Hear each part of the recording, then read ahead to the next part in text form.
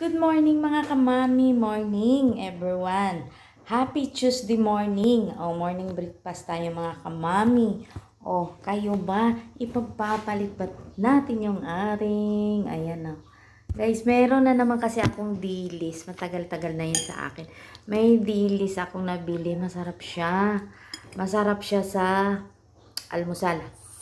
Kaya, mas gusto ko mag-rice today kaysa may tinapay. May tinapay naman ako. At saka ano guys, ito nakabila ko ng yan buko pie. Nakabila ko ng buko pie kahapon. Kasi galing kami ng Giginto. Ayan. Ay pagka nandiyan kami, gusto ko yung ganyang buko pie. Masarap yung buko pie nila guys. Yung mga malalapit dyan sa Malolos yan banda. Dun sa may Arco, merong masarap na buko pie doon. Kaya, kung gusto nyo at mahilig kayo, pwede kayong bumili doon. Magda-drop by kayo doon, mga kamami. At syempre, may tinapay ako. Kaya lang, mas gusto ko mag-rice kasi ang sarap ng ating dili. So, diba, mga kamami? Let's start our day to our breakfast. Ayan, mag-almusal tayo today.